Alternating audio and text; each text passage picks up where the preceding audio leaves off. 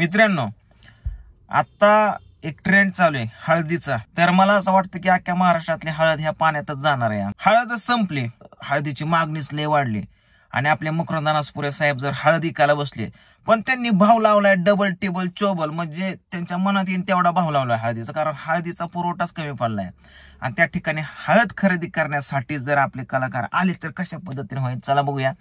मकरंद दादा कशा पद्धतीने हळद विकतात.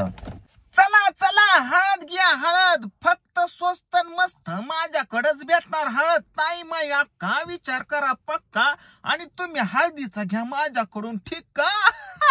सगळ्यात पहिल्यांदा हळद घेण्यासाठी येतात आपले निळूभाऊ.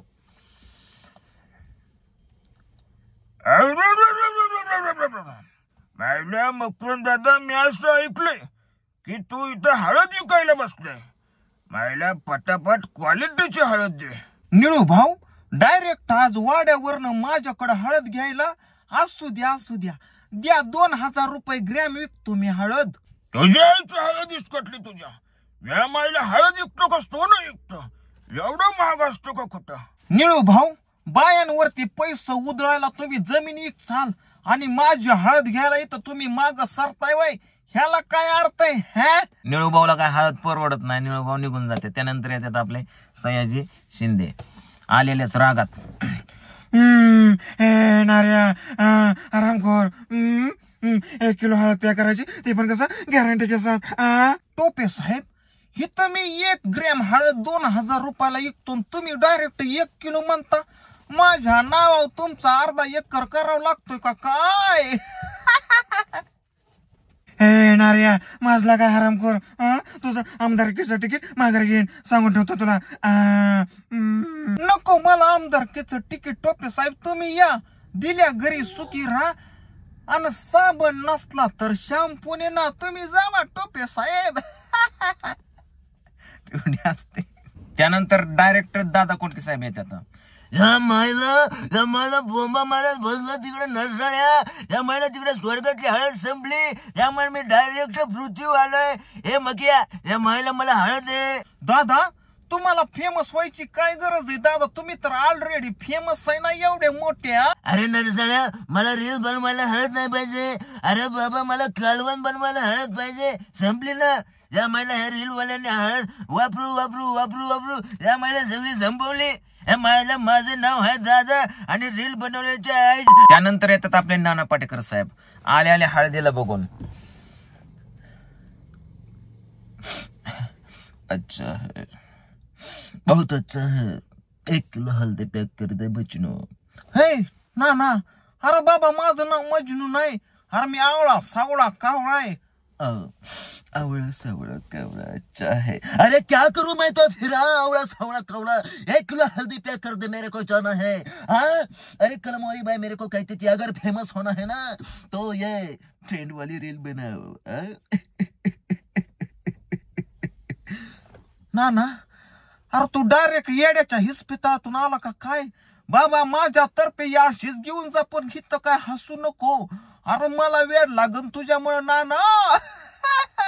नाना जातात, डायरेक्ट येतात पुन्हा कवट्या महाकाळ साहेब.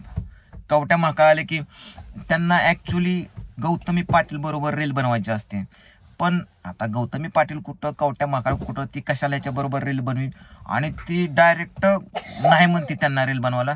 कवट्या महाकाळला राग आलेला असतो, डायरेक्ट म्हणतात मीच फेमस होणार हळदीची रील बनवून, डायरेक्ट हळद घ्यायला इकडं कवट्या महाकाळ. कवट्या महाकाळ म्हणतात मला, कवट्या महाकाळचा अपमान गौतमी पाटीलने केला.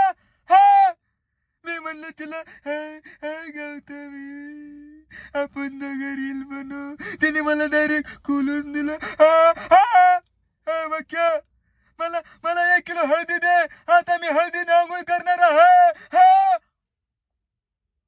अरे वट वागळूची अवलाद आहे का काय तुझी? अरे 1 किलोनी हळदीने आंघोळ कर, नाही तर पोत्याने आंघोळ कर, पण तू कावळा ती कावळाच राहणार आहे, बगळा होणार नाही दूध ताळ्या. शेवटी मकरंद साहेबांची हळद काय विकली जात नाही, त्यांनी भरपूर रेट लावलेला असतो. हे सगळं बघून इंदुरीकर महाराज येतात. ज्यांनी ज्यांनी हळदीचे रील बनवले महाराज वायाला गेले, वायाला. हा या बंगरी अवलादींनी घरात हळद ठेवली नाही, कालवणाला खायला ठेवली नाही. काल गाण्याचं लग्न लागलं पण त्याचं लग्न निमित्त मोडलं, कारण हळदीला हळद उरली नाही. महाराज काय करा सांगा. हा ऐ तू शुद्धीवर आहे का? तू माझी पोरगी म्हणून मी तुला सांगतो इकडे. हा हळदीची रील बनवायची पण किती टाकायची हळद? चमच्याभर, बगलाभर नाही टाकायची. तर मित्रांनो काय नाही, हे जे होतं ते जस्ट इमॅजिन आहे बरं का. कुठलीही गोष्ट मनावरती घेऊ नका याच्यामध्ये बोललेली. एक कॉमेडीचा प्रकार केला मी. आवाज कसे वाटले नक्कीच कमेंट करून सांगा. तो वाकड कंदा आणि महाराजांचा आवाज पण कसा वाटला मी प्रयत्न करतो, असं म्हणत नाही की मला पूर्णपणेच येतं. व्हिडिओला लाईक शेअर करा. आणि बरेच आवाज येतात मला अजून, मी ट्राय करेल अजून आवाज तुम्हाला अशाच काढून दाखवण्याचा. So bye bye, thank you.